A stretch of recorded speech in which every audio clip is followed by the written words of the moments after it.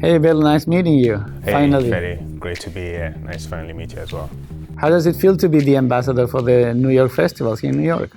I mean, for me, it feels surreal. It feels pretty amazing. Like I have come a long way, both geographically and in terms of time in advertising. And I had a class of really amazing creatives around me, like of all like types, and being able to shine a light with the help of the New York Festival on a market that doesn't get the recognition it deserves is an amazing feeling. It's a lot of people don't get to do that. You know, you almost never get the chance to. It's like Maradona making Argentina look good levels is how I feel about it, to be honest.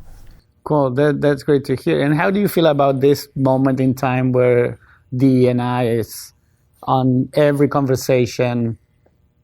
How do you feel that conversation translate to what's actually happening in the industry?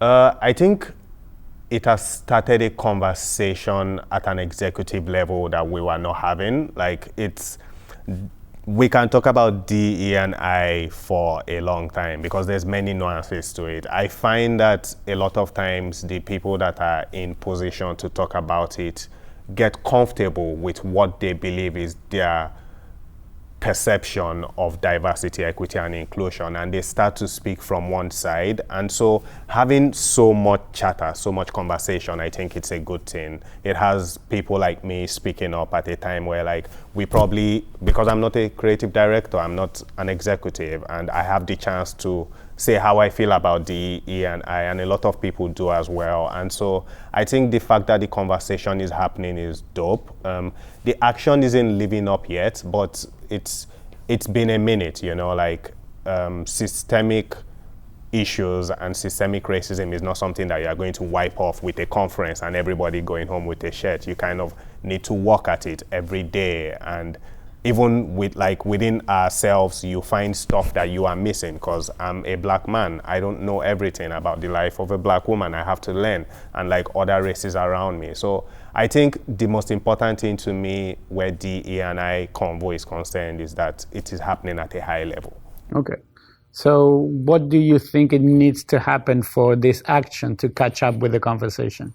I think action happens in the creative department. Like that to me is a no-brainer. Maybe because I'm a creative, I may be biased, but I believe that the creative department runs the industry, and until people like you have this conversation, like I need the CCOs, the ECDs to understand that they should be as aggressive about DE&I as they are about winning an award, as they are about recognition, because right now, like some of the biggest work that we are seeing, some of the biggest influences, content we are seeing, think about Leonas X, is coming from minorities. Like there are a lot of minority stories. There is a call for minority stories. There is a call for stories you do not see. We have the first ever female native lead on, I think, a Netflix movie or something. Like there's amazing things happening, and it is in the creative department. So to me, we just need the creative directors and ECDs and CCOs to actually attend these conferences to talk about these things, and not simply ship it off to a DEI coordinator to represent them. You need to show up yourself. Cool. You are the ambassador of the New York festivals. This is probably my story. When I grew up living in Argentina, I always looked up to New York as the capital of the advertising world. How does it feel to be working here? I mean, it's amazing for me. I'm a kid from Lagos, Nigeria, and I am having a baby in New York. You know, like I'm working. I work at TBWA right now, which is Madison Ave. I come out of Rockefeller Center. That blows my mind. Like I also worked in SF, and I felt like Alice in Wonderland when I worked in SF. It's a greater level of surrealism for me. I feel like there is a lot of stimulus in New York. It makes it probably the best place to be as a creative, not just as an ad person, because you are constantly seeing stuff. There isn't one thing to latch onto.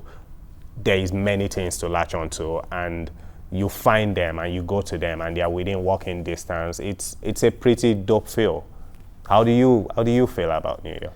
Well, I always tell the story. I started working in advertising when I was 18 years old. And when I was about 24, I came to New York for the first time. It was like the ultimate tourist. All I did was go into Times Square and look at the billboards and dreaming that one day I would be able to work here. And it panned out. So pretty amazing, I would say. Last question for you. What's your favorite New York advertising moment since you've arrived? Oh, I feel like that's easy. Like, it has to be Fearless Girl. Okay. I think Fearless Girl, as much as there's a lot of controversy around it, there is also something cool about what Fearless Girl did to the industry. Fearless Girl wasn't a traditional ad. Fearless Girl was like an ad piece that became a message that people in the real world go next to that little girl and they take pictures. So regardless of how we feel about the nuances to it, I think there's something amazing about Fearless Girl, and I have to applaud McCann for latching onto it and turning it into a campaign as they did. So yeah, it has to be Fearless Girl. How about you? I'm curious. Oof. I would say one that happened to me as a tourist. I was still living in Argentina, I think, and I'm walking on 7th and 34, and there's that massive billboard that Nike usually has.